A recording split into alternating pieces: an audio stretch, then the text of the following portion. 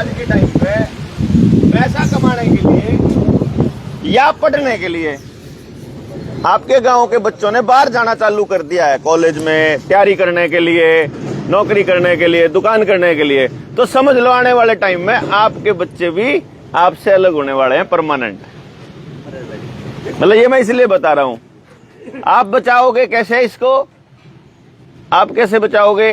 क्योंकि आपके पास तो जो समझ है वो बुजुर्गों की दी हुई है, और बच्चों के पास जो समझ है वो बाजार की दी हुई है। उनके हाथ में जो मोबाइल है उनको वो सारी समझ बाजार दे रहा है। तो वो बाजार तो आपके बच्चों को बाजारू बनाने पे लगा है, और आप उसको परिवार का आदमी बनाने पे लगे हो। तो अब आप दोनों के बीच में एक बड़ी खाई पैदा हो जाएगी थोड़े दिनों के बाद, अगर अब तक बची हुई है तो। नहीं तो शुरू तो होली होगी खाई, शुरू तो होली ना है। 4-5 साल हो गए ना। मतलब मैं जो बात अपने बता रहा था वह थी 30 साल पुरानी। आपके यहाँ यह शुरुआत हुई 4-5 साल पहले। उस टाइम पे स्पीड कम थी क्योंकि साइकिल और मोटरसाइकिल ही होता था। आजकल आपके पास जहाज भी है, आसानी से टिकट मिल जाती है। तो यानी आपकी उस हालत में पहुंचने में 5-7 साल ही लगेंगे बस, इस हिसाब से कि 5-7 साल के बाद बच्चा कहेगा ये जमीन बेच दे, मेरी दुकान खुला दे, प्लाट दिला दे, मकान दिला दे, विदेश भेज दे, पढ़ाई पे लगा दे, कोचिंग पे लगा दे। आदमी कहेगा जमीन होगी तो 7 पीढ़ियां खाएंगी, 70 पीढ़ियां खाएंगी, और नौकरी दुकान तो कभी भी खत्म, तो सब खत्म। लेकिन बच्चों को समझाना बड़ा मुश्किल हो जाएगा। औलाद को समझाना ना आदमी के लिए सबसे मुश्किल है। उसका फिर एक ही तरीका है। उसका तरीका है कि वो बच्चा जिस चीज से सारा दिन टच में रहता है वो बात बताए, या तो उसका दोस्त, या उसका स्कूल का मास्टर, या जिस रेडियो टेलीविजन या जिस मोबाइल के चक्कर में वो ये सारा कुछ कर रहा है बता दे। क्यों जी?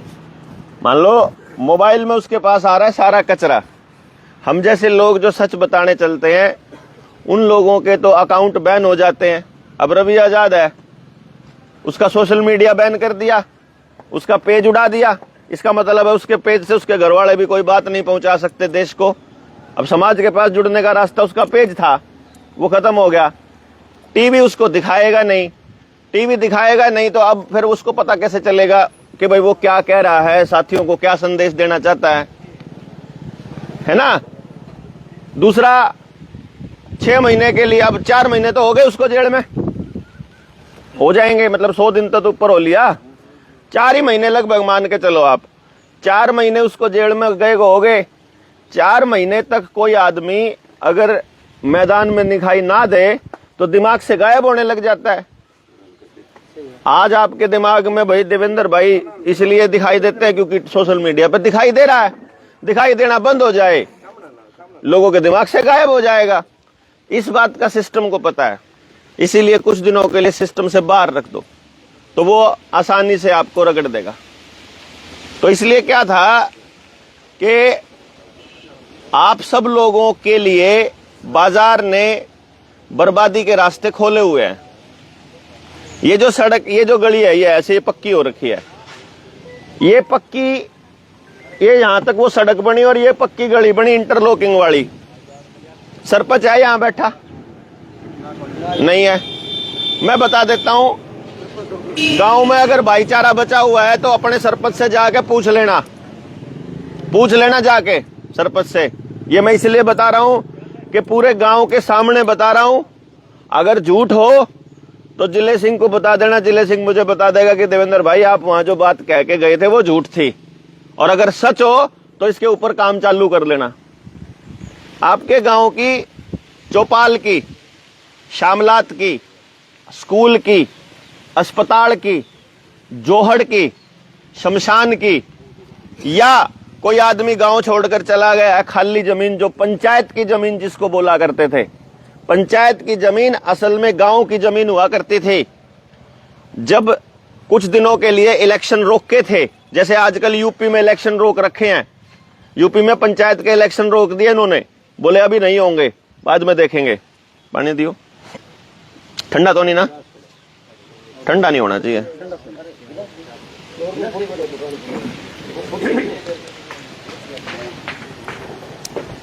यहाँ घर से गरम लिया दो करवा के। घड़ा को पानी लिया। तो जो मैं कह रहा था कि पंचायत के इलेक्शन रोक दिए। यहाँ हरियाणा में भी 1-1.5 साल पंचायत के इलेक्शन नहीं हुए थे ना, तो उस बीच में क्या हुआ कि गांव का जो प्रशासन है वो दे दिया उन्होंने एडमिनिस्ट्रेटर को, यानी डीसी के अंडर दे दिया। और जब डीसी के अंडर दिया तो स्कूल में स्कूल मैनेजमेंट कमेटी के नाम से और जो पंचायत सेक्रेटरी है उससे मिली भगत करके उसने ग्राम सभा की फर्जी मीटिंग दिखाई, और फर्जी मीटिंग दिखा के आपकी जो गांव की जमीन थी सामूहिक, वो सारी की सारी सरकार ने अपने नाम कर ली। जो ये लाल डोरा तोड़ने का षड्यंत्र था, इसके पीछे 2 बड़े खेल थे। एक तो आपकी सामूहिक जमीन पे की रजिस्ट्री करवा लेना, और एक आपके घर की रजिस्ट्री करके उस पर लोन देकर आपको कर्जे में डालना। अब आपके पास जिस जिसका बैंक में अकाउंट है उन सब के पास फोन आएंगे कि घर पे लोन ले लो, घर पे लोन ले लो, घर पे लोन ले लो। भाई ठंडा है तो ठंडा नहीं है ना, सबके पास लोन के लिए फोन आएंगे, हर आदमी को लोन में डालना। ऐसा कैसे हो सकता है कि सबकी जमीन बैंकों में गिरवी पड़ी है कि नहीं पड़ी? सबकी जमीन, और सिर्फ इस गांव की नहीं, मेरे गांव की, मध्य प्रदेश की, तमिलनाडु की, बिहार की, यूपी की, हर आदमी की जमीन गिरवी। बैंकों के पास इतना पैसा कहां से आया भाई? बैंक कहते हैं कि हम तुम्हारा दिया हुआ पैसा बांटते हैं, यही कहते हैं ना वो कि लोन में पब्लिक का पैसा है। आपको मैं बता देता हूं, भारत के अंदर आज तक इतिहास में पूरे 75-78 साल में सिर्फ 34 लाख करोड़ रुपए की करेंसी छपी है। और ये बुजुर्गों ने आपको बताया था कि आरबीआई के पास जितना सोना होता है उतना ही नोट छाप सकते हैं। ये सुना होगा आप लोगों ने, आपने सुना होगा ना भाई, सोना धर के नोट छपें, इसका मतलब नोट के बदले सोना है। जब हमने आरटीआई डालकर आरबीआई से पूछा कि तुम्हारे पास कितना सोना है और कितने नोट हैं ये बताओ, तो सोना है 800 टन। 800 टन का मतलब है अगर उसकी कीमत लगाई जाए, जिस वक्त आरटीआई में पूछा था तो उसकी कीमत बनती थी 4.8 लाख करोड़, यानी लगभग 5 लाख करोड़। 5 तो कितने नोट छप सकते थे? 5 लाख करोड़। छाप दिए कितने? 34 लाख करोड़। तो 29 लाख करोड़ नोट नकली हैं जो इस टाइम अपनी जेब में है। ये आरबीआई ने लिख के दे दिया कि हाँ वो नकली हैं, हमने उसमें गवर्नर का जो वचन खंड है वो बदला हुआ है पहले वाले नोट से। अब पता चल गया कि 29 लाख नोट नकली हैं। फिर हमने ये पूछ लिया कि तुमने इस देश को जो कर्जा दे रखा है केसीसी के नाम पे, घरों के नाम पे, गाड़ी के नाम पे, पर्सनल लोन के नाम पे, दूसरी चीजों के नाम पे, वो कितना है? भाई मेरे पास 100 रुपए हैं, मैं कितना लोन दे सकता हूं? 100 रुपए से ऊपर तो नहीं दे सकता ना। बैंक में क्या नियम है, अगर बैंक के पास 100 करोड़ रुपए हैं तो बैंक 1000 करोड़ का लोन दे सकता है। कहां से देखता है भाई?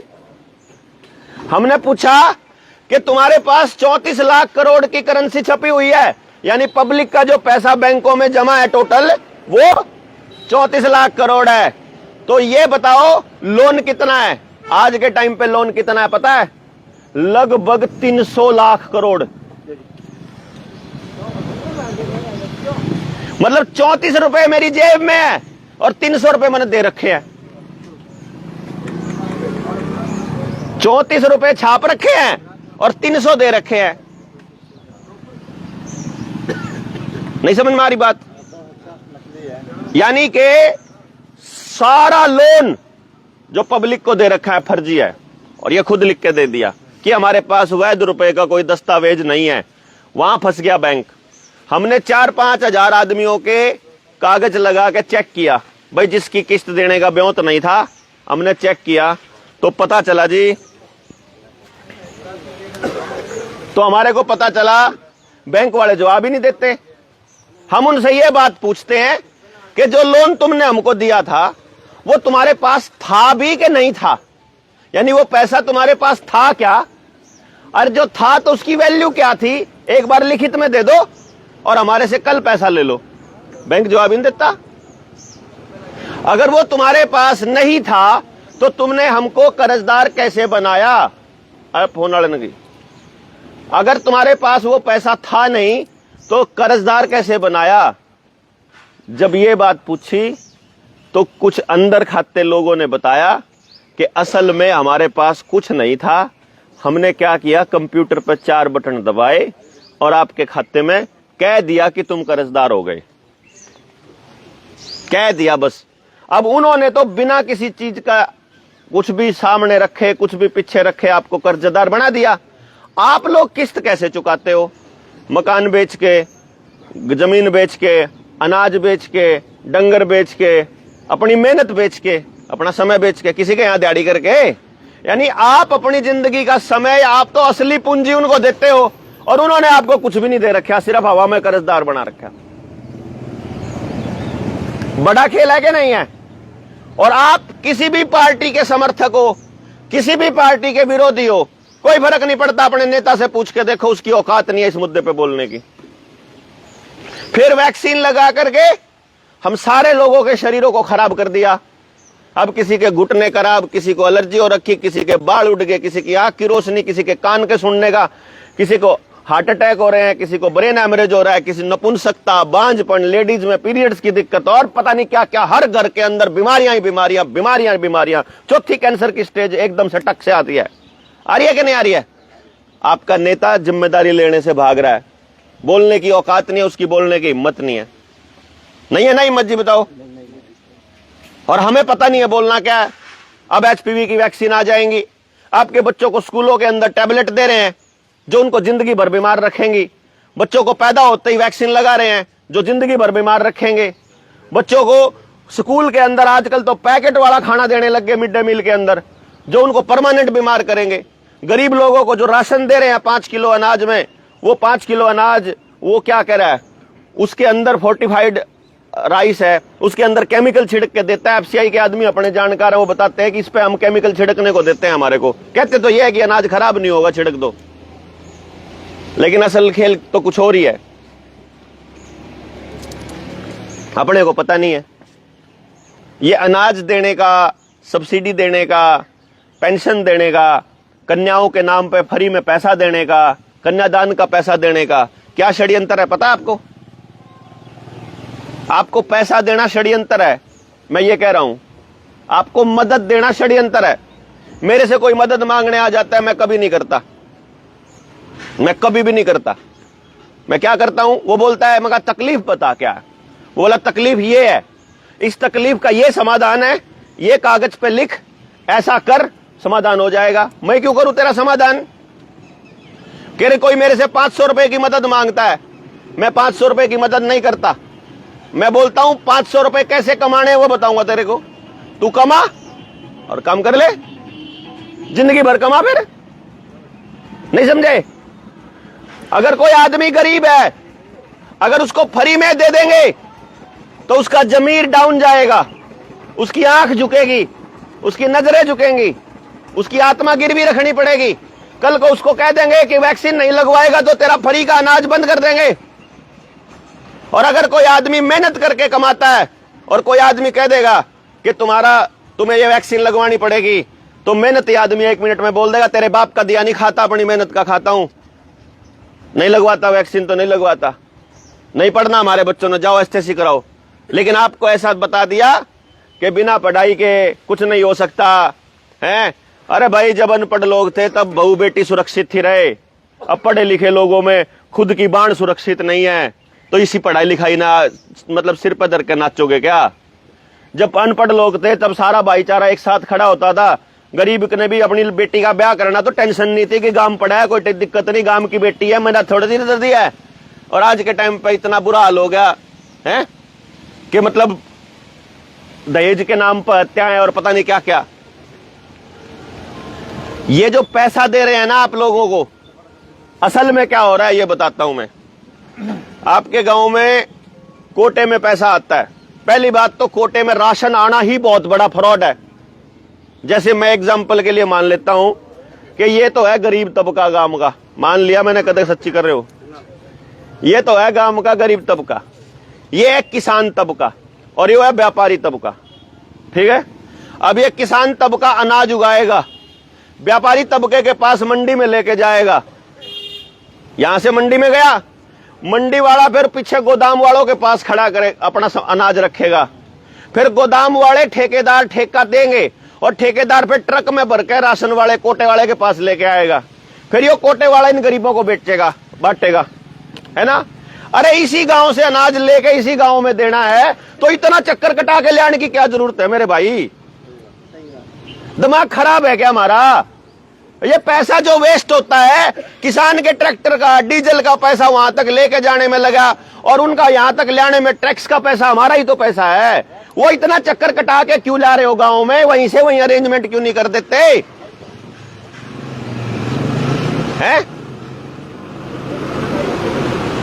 पहला, अब ये बता दो सही है गलत है या नहीं? मेरी बात सही है कि सरकार की? सरकार गलत कर रही है ना, हमें दिखता ही नहीं, अभी तक इस नजर से किसी ने बताया नहीं ना। अब मैं दूसरा कहानी बताता हूं। कोटे में एक दाढ़ी वाला हरामी अडानी का पालतू कुत्ता बोलता है, किस देश अडानी का पालतू कुत्ता तो पता होगा कौन है, सारे जाने ना।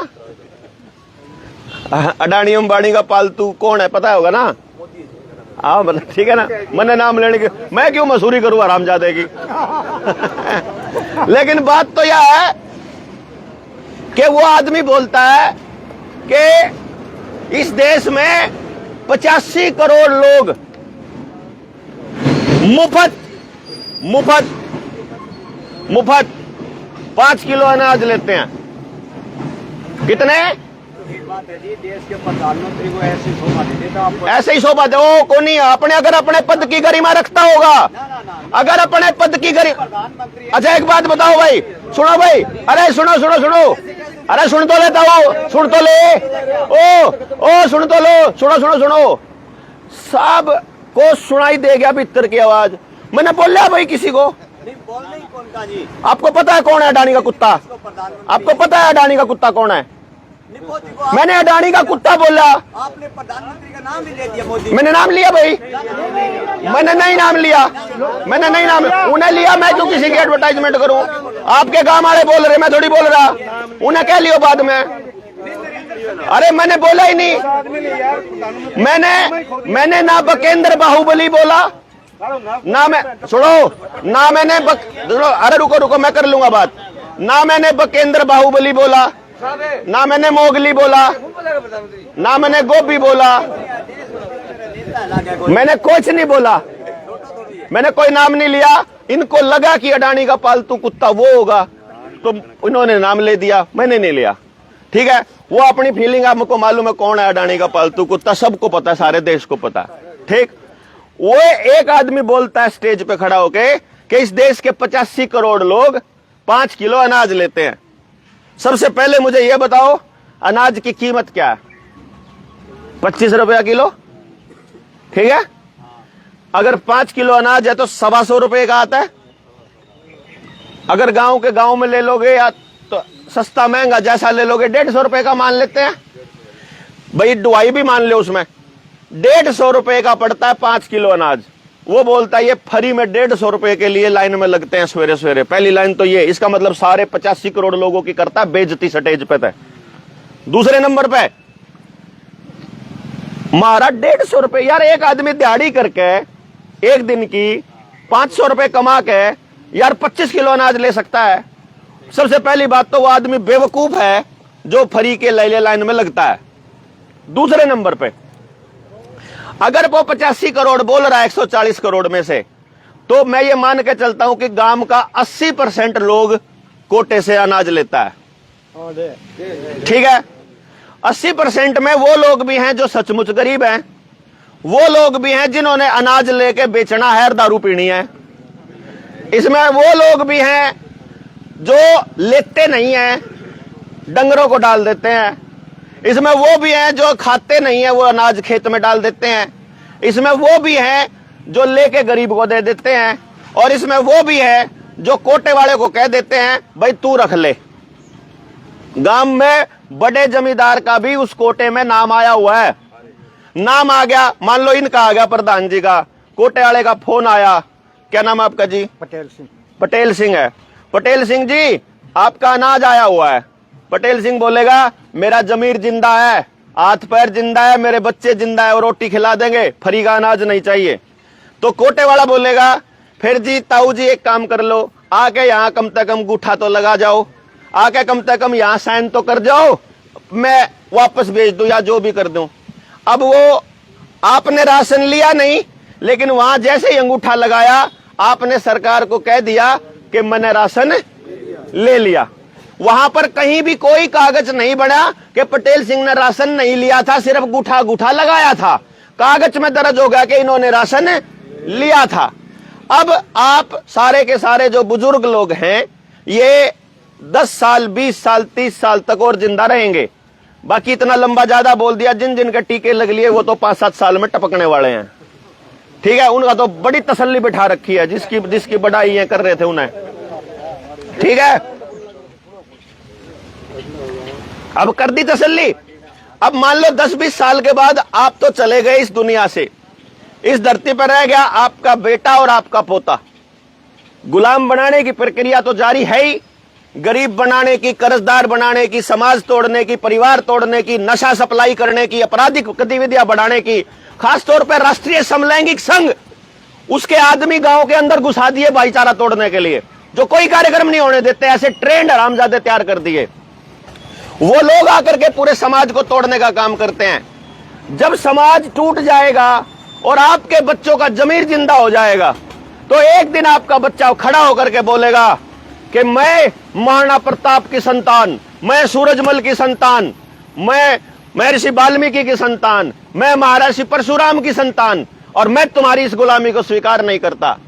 उस दिन वो सरकार बोलेगी ओ इधर आ, ये देख कागज, 2019 से लेके 2030 तक तेरा दादा 5.5 किलो अनाज पे जिंदा रहता था। ये कागज में लिखा हुआ है, रजिस्टर में एंट्री है, एंट्री हो रही है आपकी। जलील, गरीब, बेगैरत, बेईमान, फरीका खाने वाले आदमी के तौर पे। क्यों जी? फरीका खाना सिर्फ बेगैरत आदमी खाएगा, जिसका जमीर जिंदा है वो फरीका खाना नहीं खा सकता। वो उसके बदले में कुछ, हमारे यहां रिवाज ही नहीं है, किसी के यहां से अगर सब्जी आ गई रात को, अगले दिन कटोरी खाली कर देते ही नहीं हम लोग। क्यों जी? टिफिन आ गया कुछ खाने का, पड़ोसी ने बनाया था, भाईचारे में दे के चला गया, क्या अगले दिन उसका टिफिन खाली देते हैं अपन? उसमें कुछ ना कुछ डाल के देते हैं। यानी कि हमारा प्रेम लेन देन का चले, चाहे जैसा मर्जी चले, कि हम किसी का फ्री में नहीं खाते होते। लेकिन रजिस्टर में एंट्री हो रही है कि तुम्हारा बाप हमारी 5 किलो अनाज पे जिंदा रहता था, तुम्हारा दादा 5 किलो अनाज पे जिंदा रहता था। है कि नहीं एंट्री हो रही जी? हो रही है ना? अब आप ये बताओ, आप वो ये कहेगा इतना बेगैरत था तुम्हारा दादा कि घर में लड़की पैदा होते ही पैसे ले लेता था उसको पालने के नाम पे, कन्या योजना के नाम के। इतना बेगैरत था कि लड़की की शादी होती थी तो पैसा हमसे लेता था 11,000 51,000 कन्यादान के नाम का। उसके तरह तुम्हारे समाज टूटा हुआ था, हम पैसे देते थे। स्कूल में पढ़ाने की औकात नहीं थी, फ्री में पढ़ाया करते हम। दोपहर का भोजन खिलाने की औकात नहीं थी, मिड डे मील हम खिलाया करते थे। ये बोलेंगे वो सिस्टम में बैठे लोग। उसके बाद अपने बुजुर्गों को पालने की औकात नहीं थी, बुढ़ापा पेंशन हम देते थे उनके बुजुर्गों को। उनके घर में कोई विधवा हो जाए तो उसको रोटी नहीं खिलाते थे, विधवा की पेंशन हम देते थे। भाई देखो, कह नहीं देंगे क्या?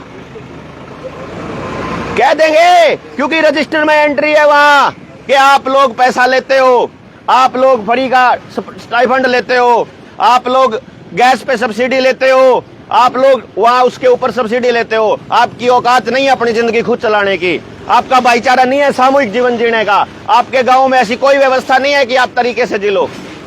ये कागज में एंट्री हो रही है, इतिहास लिखा जाने लग रहा है। आने वाले टाइम में आपकी औलादों के पास सिर उठा करके बात करने की बात नहीं छोड़ेंगे, ऐसा हाल कर रखा है देश का। ये छोटी बात नहीं है। मैं इसको ऐसे मान के चलता हूं कि आप लोगों को इस बात के ऊपर बैठ के चर्चा करनी पड़ेगी कि बच्चों को गांव से बाहर किस लिए भेज रहे हो।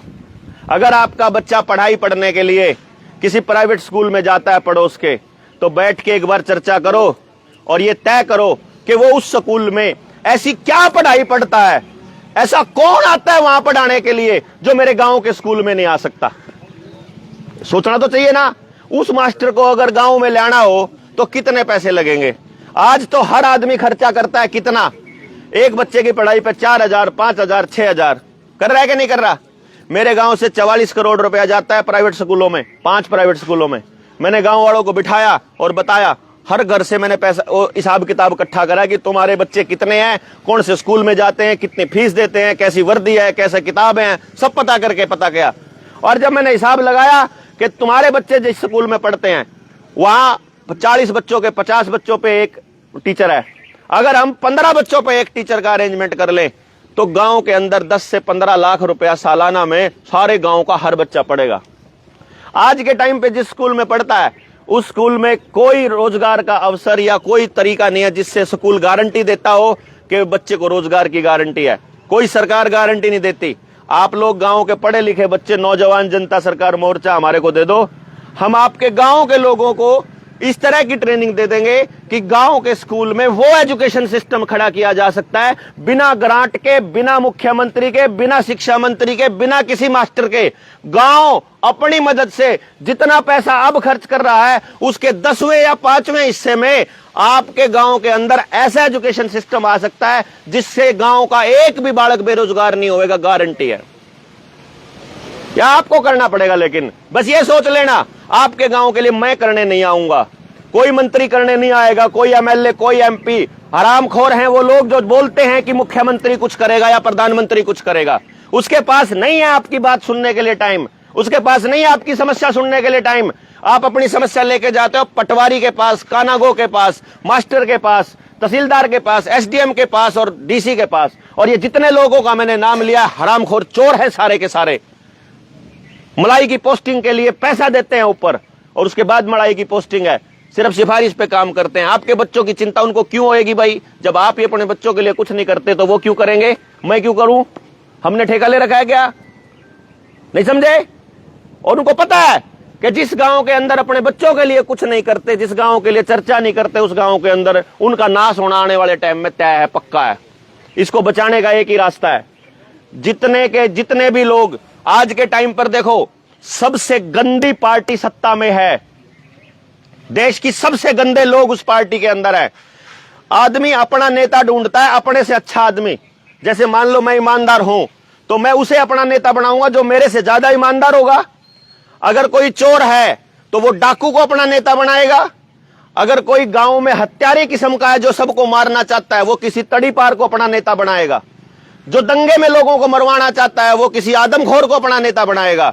तो आज के टाइम पर वो आदमी सत्ता में है टॉप शीर्ष के ऊपर जिनको अदालत ने तड़ीपार किया हुआ था, जिनके ऊपर लोगों को जिंदा जलाने का, अपने ही लोगों को जिंदा जलाने का ट्रेन के अंदर आरोप लगा था। ऐसे लोग सत्ता में आने के बाद बरी होकर के वो अपनी एजेंसियों से और अपने आप को मुक्त कर लेंगे। ये गलती है। समाज को तो मालूम है ना कौन आदमी कैसा है। जो आदमी आज उन पार्टियों के साथ है उनका बहिष्कार करने का, उनका थूकने का, उनके आसपास जाकर के कि उनके साथ बेटी रोटी का रिश्ता तोड़ने का टाइम आ लिया है। नहीं तो आपके गांव को तोड़ देंगे, नाश कर देंगे ये लोग। सोच के प्लान करके कि जिस भी पॉलिटिकल पार्टी का आदमी गांव में किसी एक पार्टी का है, मैं एक बात को ध्यान देना, जो आदमी एक पॉलिटिकल पार्टी का है वो गांव का नहीं हो सकता। कोई कांग्रेसी है वो गांव का नहीं हो सकता, कोई नल्लो का है वो गांव का नहीं हो सकता, कोई भाजपा का है वो गांव का नहीं हो सकता। क्योंकि गांव में तो सारे लोग होंगे, सबको समर्थन करने वाले होंगे, सारी सोच के होंगे, गरीब भी होंगे, अमीर भी होंगे। और पार्टियों ने तो बांट रखा है कि मैं किसकी पार्टी हूं। मैं व्यापारी की पार्टी, मैं जाटों की पार्टी, मैं राजपूतों की पार्टी, मैं वाल्मीकियों की पार्टी। क्यों जी? समाज को ये थोड़ी कोई कह देगा जाट समाज। जाट समाज नहीं है जी, जाट बिरादरी है। समाज तब तक नहीं होगा जब तक 36 की 36 बिरादरी इकट्ठी ना बैठी हो, तब तक समाज नहीं आता। न्यूनी कोई कह देगा हम चमार समाज से, चमार समाज नहीं है, चमार बिरादरी है। समाज तभी होगा जब चमार और जाट, वाल्मीकि, झिम्मर, भील जितने हो, जितने भी जातियां अपनी बना रखी सारी की सारी बैठेंगी, तब समाज बनेगा। अगर 35 भी होंगी तो भी समाज नहीं है, 35 बिरादरी मानी जाएंगी। 36 बिरादरी बनते ही समाज बनेगा। समाज का कौन होगा? जो सबके बारे में सोचेगा। और आज के टाइम पर कोई पॉलिटिकल पार्टी सबके बारे में नहीं सोचती, सबको ताकत देने के बारे में नहीं सोचती। इसीलिए हम लोगों को पॉलिटिकल पार्टी और नौकरी से बाहर निकलकर केवल और केवल इस बात पर सोचने का टाइम आ गया है। अब हमारे को इस बात पे काम करना चाहिए कि हर बच्चे के लिए कैसी पॉलिसी बने, हर बच्चे के लिए, कि इनका बच्चा चाहे कितना ही इंटेलिजेंट हो, वो भी वही काम करे जो करना चाहता है, जो उसकी रुचि है। और इनके पास पैसा नहीं है और इनका बच्चा अगर क्लास में 40 नंबरों में फेल होता है, तो फेल बच्चे को भी समाज में कहां स्थापित करना है, ये भी तो हमारा ही काम है सोचने का। भाई आज के टाइम पे मेरे पास पैसा है, मैं अपने बच्चे को बचा के अपने घर में रख लूंगा, 18 साल के बाद उसे कहां रखूंगा? समाज में उतारना पड़ेगा। जो आज उन गुंडों को समर्थन करते हैं, कल को उनके बच्चों को भी तो नशे वाला समाज मिल रहा है, उनको भी तो यहाँ आसपास चारों तरफ बल्कि चमकीले ठेके मिल रहे हैं, उनके यहां भी तो चिट्टा सप्लाई हो रहा है। आज गरीब का बच्चा अगर पैसे के लिए नशा बेचता है तो ये समझ लेना वो नशा कल को अमीर के बच्चे को ही बेचने के लिए आएगा। वो कल उसी के यहां आएगा जहां कोई नशा नहीं करता, क्योंकि जो नशा करता है वो तो पक्का गाहक बन लिया। अब तो उसका अगला टारगेट उस पे है ना जो नशा नहीं करता। तो जिनके बच्चे बचे हुए हैं उनको उनके उत्थान पे काम करना पड़ेगा, जिनके बच्चे फंस गए इस दलदल में। समझे नहीं जी? मतलब चाहे फिर हमारा दूर विरोधी हो, चाहे हमारे खिलाफ पार्टी का आदमी हो, चाहे हमारे खिलाफ बोलता हो, हमें उसके बच्चे को बचाने की भी बात करनी पड़ेगी। चाहे वो मतलब कैसी नियत का आदमी हो, लेकिन हमको सबके बच्चों के लिए करना पड़ेगा। और हम इसी मिशन पे निकले हैं जी। हमारा क्या टारगेट है मैं आपको मोटा मोटा बताता हूं, क्योंकि हमारे वहां जाना है, आपको मालूम है फतेहाबाद में आज मीटिंग है। हमारा नेक्स्ट टारगेट ये है कि हम हर जिले से एक मीटिंग करेंगे, 3 दिन की ट्रेनिंग, किस देश के साथ क्या षड्यंत्र हो रखा है। ये जैसे भाई साहब बोले थे, इनको बुरा लग गया था, उसके लिए मैं माफी चाहूंगा। लेकिन मैं ये बताता हूं, नहीं आपके दिल की भावनाओं का पूरा कदर है, लेकिन आप लोगों को ऐसा लगता है कि भाजपा और कांग्रेस जो हैं वो अलग अलग हैं। ये आपकी गलतफहमी है। वो एक ही बाप की औलाद हैं। दोनों को अंग्रेजों ने ही बनाया था। भाजपा को इसलिए बनाया था कि जब लोग कांग्रेस से परेशान हो जाएं तो फिर नई औलाद को सामने रख देंगे। मतलब वो उसको तब तक इसलिए रखा था पेनिट्रेट करने के लिए कि एक मिशन पे ये काम करे, एक मिशन पे ये। अगर 2 धुर विरोधी लोग खड़े कर दिए जाएं तो गांव में दोनों को समर्थन करने वाले लोग मिल जाएंगे। तो आधे लोग इसके साथ, आधे लोग इसके साथ, तो आधा न यो बका लेगा, आधा न यो बका लेगा। तो अब कुछ लोगों को कांग्रेस बका लेती है, कुछ को बीजेपी, बाकियों को INLD बका लेती है, बचे हुए को JJP, फिर बाकियों के लिए मायावती आ जाती है, फिर कोई चंद्रशेखर आ जाता है, फिर कोई केजरीवाल आ जाता है, फिर कोई TMC आ जाती है, फिर कोई मुलायम सिंह आ जाता है, फिर कोई दूसरा आ जाता है। उनका पर्पज ये नहीं होता कि तुम सब मिल के रहो, उनका पर्पज ये होता है कि तुम हमारा साथ दो। वो आपको अपने साथ लगाते हैं, आपस में साथ रहने की बात कभी नहीं करते। वो कहते हैं हमारे साथ आओ, तुम उनके समर्थन में जाओ तुम। और हम ये कहते हैं कि वो आदमी आपका दुश्मन है, आपकी अगली पीढ़ियों का दुश्मन है, जो आपको अपने साथ जोड़ता है, जो गांव से तोड़ता है, वो असल दुश्मन है आपका। इसलिए आप कोरोना के टाइम पे देखो, जो भाषा नरेंद्र मोदी की थी वही भाषा राहुल गांधी की थी, वही भाषा अरविंद केजरीवाल की थी। राहुल गांधी भी तो कह रहा था बूस्टर लगाओ, बूस्टर क्यों नहीं लगा रहा? क्यों थे? उसने तो सच्चाई नहीं बताई, खुद तो नहीं लगवाया टीका। ना नरेंद्र मोदी ने लगवाया, ना राहुल गांधी ने लगवाया, ना चौटाला ने लगवाया, ना हुड्डा ने लगवाया, ना बिश्नोई ने लगवाया, और ना अपने समर्थकों को बताया कि मत लगवाना। सब ठुकवा लिए। मोदी वाले तो सबसे ज्यादा लाइन में लग के पूरा कुणबा ठुकवाया, और सारा कुणबा गाड़ी उनकी, सारे बीमार पड़े हैं। उनको कह दो बूस्टर लगवा लो, आरामी अब नहीं लगवाएंगे। बूस्टर नहीं लगवाते, HPV नहीं लगवाते, लगवाओ ना, स्कीम है, बीजेपी वालों को सबसे पहले लगनी चाहिए ना। लेकिन ना, मालूम है कि आरामी है, वो मालूम है कि गलत कर रहा है, लेकिन गांव को बोलेगा कि देश का भला कर रहा है। नौटंकी चला रखी है। नेपाल और बांग्लादेश से भी बुरी हालत हो गई हमारे पासपोर्ट की। हम हैप्पीनेस इंडेक्स में दुनिया में सबसे कमजोर देशों में गिने जाते हैं। कूतिया नहीं पूछती पूरी दुनिया में हमारे को, और ऐसे टेलीविजन के ऊपर ऐसा दिखा रखा है जैसे मतलब भारत पता नहीं क्या, भारत पता नहीं क्या। भारत के लोग तो गरीब बना दिए और भारत को अमीर बना रहा है। ये कैसे हो सकता है यार? यार ये गांव को, इस पत्थरों को, इस बिल्डिंग को, इस बोर्ड को थोड़ी ना राजपुरा कैरावाड़ी बोलेंगे। ये लोग राजपुरा कैरावाड़ी है, ये पिप्पल है राजपुरा कैरावाड़ी, ये है इसकी निशानी। ये जो जीव जंतु गांव डंगर हमारी परंपरा कैरावाड़ी है भाई। ये इधर को बोलेंगे कि आप अलग हैं, मैं अलग। कहां से हूं? मैं करनाल से आया हूं, आप लोग यहां रहते हो। अब आप लोगों मेरे में मतलब मैं यहां बैठा हूंगा और जब बोल रहा हूंगा तो मेरे बोल से आप बता दोगे कैरावाड़ी का नहीं है, यानी मेरी बोली भी कैरावाड़ी की निशानी है कि नहीं, कि ये मेरे आसपास का आदमी नहीं है, ये बात पता चल जाएगा। इसलिए आप सब लोगों को एक बात बता रहा हूं मैं। हम क्या कर रहे हैं जी, हमने ये सोचा है, हमारा टारगेट है हर गांव में कम से कम 13 लोग ऐसे होने चाहिए जिनको अपना गांव बचाने की पूरी ट्रेनिंग हो। गांव में क्या क्या है, जिन मुद्दों पे काम करना है, जो सबके लिए काम होगा। जल, जंगल, जमीन, जानवर, इनका फैसला गांव लेगा। पानी को खराब करने की परमिशन किसी फैक्ट्री, किसी सरकार को नहीं देंगे। जंगल काटने की परमिशन किसी सरकार को नहीं देंगे। इनके बाप ने पेड़ लगाए थे, ये हमारे बाप दादा लगा के गए जंगल और ये काट देते हरामजादे। 1000 एकड़ वहां कटेंगे, 1 लाख पेड़ वहां कटेंगे, 10 लाख पेड़ वहां कटेंगे। धरती इनके बाप की है क्या सरकार में जो बैठे हैं? इनको कैसे अधिकार दे दिया काटने का? वन विभाग ने परमिशन, वन विभाग का है क्या? थोड़ी वन विभाग ने पैदा की थी क्या ये धरती? इस पे बराबर का अधिकार है हमारा।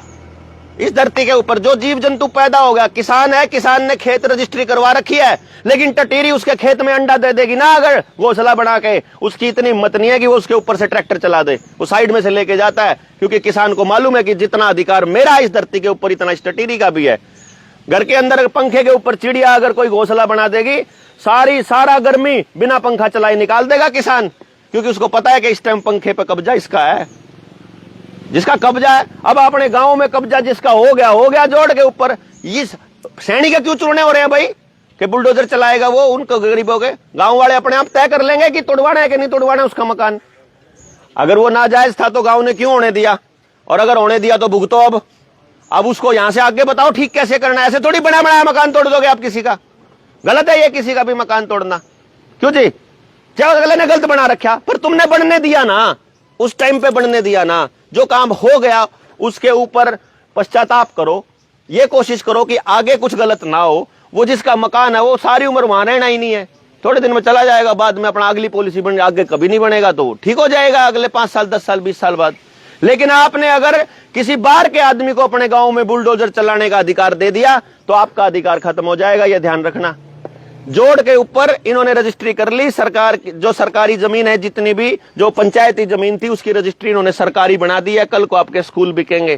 तो हम क्या कह रहे हैं, जल, जंगल, जमीन, जानवर, गांव का कब्जा होना चाहिए इनके ऊपर। गांव तय करेगा।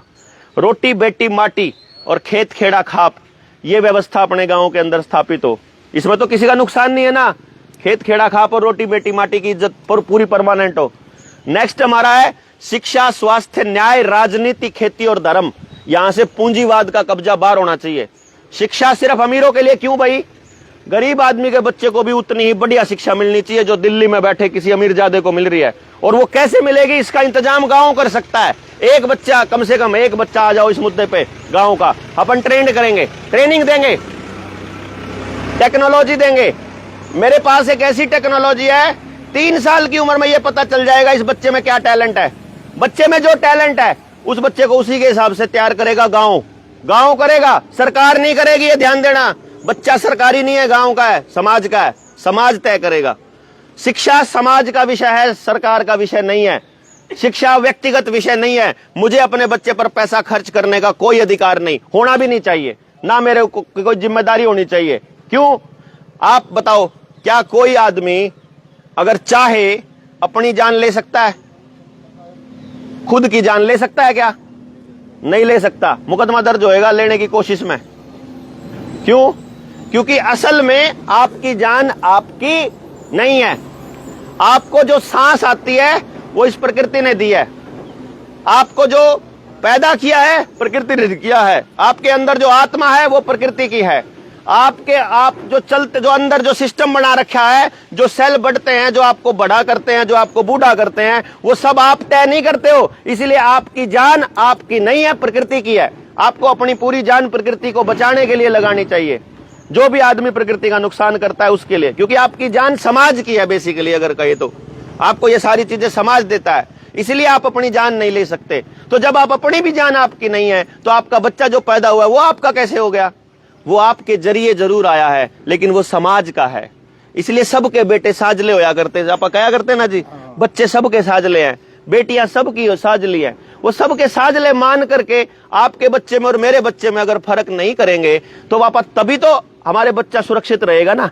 फिर टेंशन खत्म हो जाएगी, आदमी मर गया कोई बात नहीं, उसके इतने सारे और घर वाले बैठे हैं, क्या टेंशन है।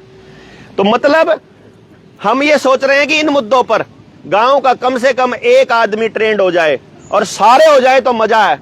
तो इसीलिए हम लोग इस मोशन पे दौड़ रहे हैं। अभी हमारे को फतेहाबाद जाना है। आप लोग बहुत, मतलब मुझे इस गांव के अंदर, जैसे आप पूछ रहे थे कि कैसा लगा आपको गांव, मतलब मुझे बहुत प्रेम दिखाई दिया।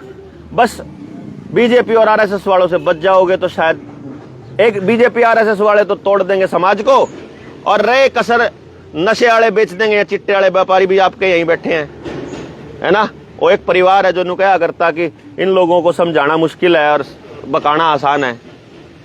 उसका ही परिवार तो नशा बेच रहा है ना आजकल सबसे ज्यादा, है कि नहीं। तो अब आपने भी नू देखना है कि आप नशे से कैसे बचोगे, टूटने से कैसे बचोगे। हमारी तरफ में यो आलोलिया है, जो जीटी रोड बेल्ट है, बुढ़ा बुढ़ी अकेले रहते हैं, बच्चे अमरीका जा लिए हैं, जमीन में कुछ नहीं होता जहर के अलावा, घर में एसी जरूर है पर दिल में ठंडक नहीं है। यहां मुझे लोगों के दिलों में ठंडक नजर आई, प्रेम नजर आया। ये प्रेम आपका बरकरार रहे और इसको और बढ़ाओ, यही दुआ करूंगा मैं आप लोगों से, यही गुजारिश करूंगा।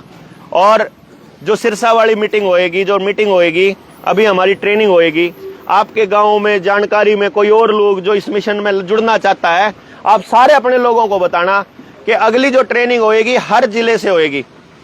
हर जिले से कम 50 से 100 लोग लेकर के हम इसको पूरे मुद्दे को 3 दिन में समझाएंगे कि ये पॉलिटिकल पार्टियां काम कैसे करती हैं, ये गांव को तोड़ती कैसे हैं, तो इनका तोड़ने का मैकेनिज्म कैसा है, इनका अपने कार्यकर्ताओं को तैयार करने का मैकेनिज्म कैसा है, और उनसे कैसे बचेंगे, उनके सवालों के जवाब किस तरह से होंगे। एक एक आदमी के पास सवाल होना चाहिए जो असली सवाल पूछ ले। इस बात का आप लोगों को थोड़ा सा समझ, क्योंकि हमारे यहाँ समझ देने कोई नहीं आता, समझ देने का रिवाज नहीं है, बकाने का रिवाज है। वो लोग अपने पीछे लगा लेते हैं। मैं हमेशा ये कहता हूं, मेरे पीछे लगोगे मैं तो आपको कुएं में डाल के आऊंगा, पहले बता रहा हूं, मेरे पीछे मत लगना। मेरे से जो ठीक लिया जाए अपने गांव को बचाने के लिए, सारे भाईचारे को बचाने के लिए, वो ले लो, ले गए। मैं अपना काम करूं अपने गांव में, आप अपने गांव में काम करो। न्यू थोड़ी है कि मैं आपके गांव में आके काम करूंगा। कोई बाहर का आदमी आपके गांव में आके काम नहीं करेगा। कोई व्यापार तो कर सकता है, धंधा तो कर सकता है, आपकी संपत्ति को लूटने का काम तो कर सकता है, वो आपको तोड़ने का काम तो कर सकता है। वो आपके गांव के लिए काम करने नहीं आएगा बाहर से। क्यों आएगा जी? जिनके बच्चे बर्बाद हो रहे, जिनका गांव बर्बाद हो रहा है, वही कुछ नहीं करते, तो बाहर का आदमी क्यों करेगा? इसलिए हमें करना पड़ेगा, जिम्मेदारी हमको लेनी पड़ेगी। और कोई अनपढ़ आदमी है, मैं एक गांव में गया हुआ था, अनपढ़ आदमी बोला, डॉक्टर साहब मिशन तो बहुत अच्छा है पर मैं तो अनपढ़ हूं। मैं कहता था तू अनपढ़ है ना, तू बैठा तो रह सके, तू बैठ जाइए, बस हम कुछ गलत कर रहे होंगे तेरे तजुर्बे के हिसाब से, बस कान में बता दिए, छोरे यह चीज ठीक नहीं है समाज खातर, इतना तो कर दोगे। क्यों जी भाई? अनपढ़ और पढ़े लिखे का क्या मतलब है? जो चीज सबके लिए है उसमें हमारे को हौसला दो, और जो एक तबके के लिए है उसमें हमारे को रोको कि इसमें एक तबके का अगर भला हो रहा है तो दूसरे तबके का नुकसान पक्का है। इसलिए हमको वो काम करना है जिसमें किसी का भी नुकसान ना होता हो, दुश्मन का भी ना होता हो। इस मिशन पे अपने को काम करना है। तो आप में से जो और लोग नहीं आ पाए, शॉर्ट नोटिस था, सवेरे सवेरे ही संदेश गया है, सवेरे सवेरे के संदेश के बाद में आप लोगों के पास मैसेज पहुंचा है। तो आप सब ने क्या करना है कि जो लोग नहीं आ पाए उन तक तो आपके पास ये वीडियो का लिंक भी आ जाएगा, उन तक बता दियो भाई आज कैरावाड़ी में ये बात हुई थी, ये चर्चा हुई थी। और जो और नौजवान जुड़ना चाहते हैं, अपनी जब भी मीटिंग होएगी, एक तो निडर इंडिया का चैनल है अपना यूट्यूब के ऊपर, एक देवेंद्र बलारा का, उस पर हम लोग खबर डालते रहते भाई कहाँ कहाँ मीटिंग होएगी अगली। तो अगली ट्रेनिंग में आपको जिले सिंह बताई देगा, सारा इतना पता रहेगा भाई कहाँ कहाँ क्या है। तो सिम आगे के रेंज रेंज आ गई? कोई नहीं आई? सिम बदलवा ले फटाफट। तो एक काम कर ले वीर सिंह, साथ में चला जाइए भाई, आज ही दे दे सिम इनको लेके, उन्हें कह दे सिम निकलवा लेंगे इतने दिन में।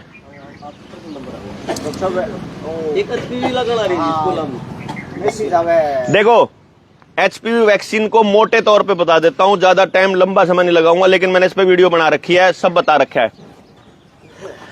HPV वैक्सीन के ऊपर बिल गेट्स ने बहुत टाइम पहले आदिवासी लड़कियों के ऊपर एक्सपेरिमेंट किया था। लगभग 7000 लड़कियां या तो बीमार हो गई थी, या उनको गर्भाशय का कैंसर हुआ था, या उनका गर्भाशय निकालना पड़ा था। यह हालत हो गई थी। आंध्रा में और गुजरात में यह काम किया था।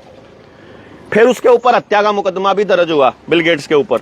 उसी की वैक्सीन है ये, गावी ने बना रखी है, और इसके ऊपर इसके साइड इफेक्ट की रिसर्च है पूरी दुनिया में, सारे जर्नलों में छपी हुई है। WHO को भी पता है, या के CMO को भी पता है, मुख्यमंत्री को भी पता है, प्रधानमंत्री को भी पता है, सबको पता है कि यह वैक्सीन अगली बच्चियों को बांझ बनाने के लिए है।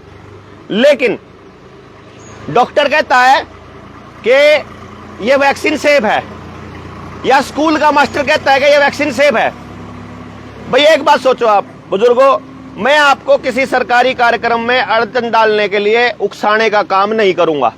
मैं क्या करूंगा, बच्चा तो आपका है, उसकी सेफ्टी की जिम्मेदारी आपकी है।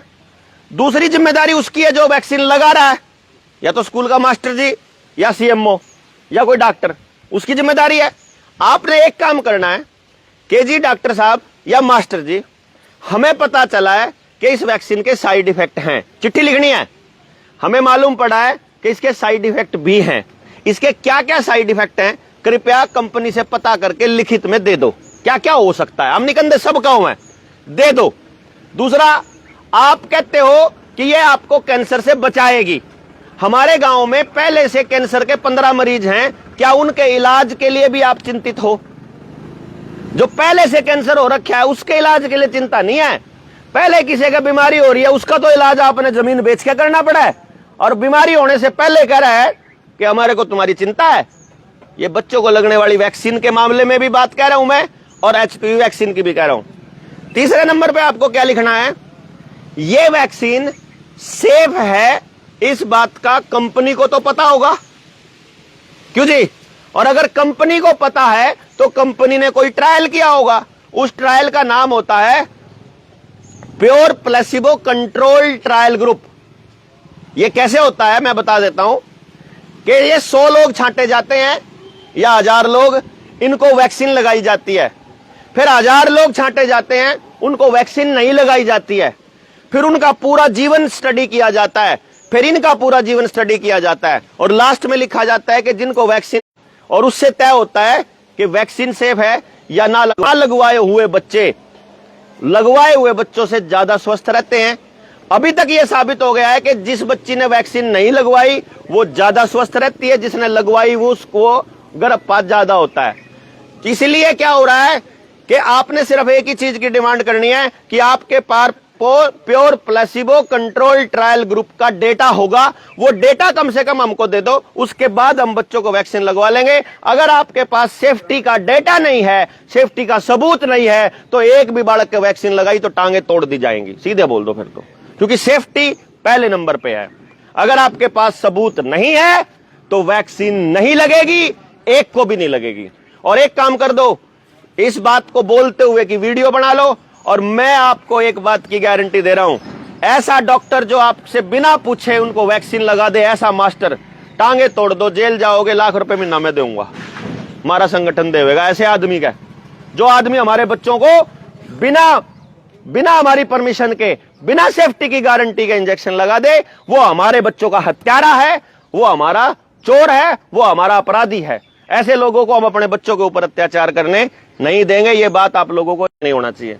सारे मुद्दों पर चर्चा 3 दिन की चलती है, अभी तो सिर्फ थोड़ा टाइम हुआ है। सिर्फ बताने आया हूं कि अपना मुद्दा हर आदमी को साथ लेके चलने का है।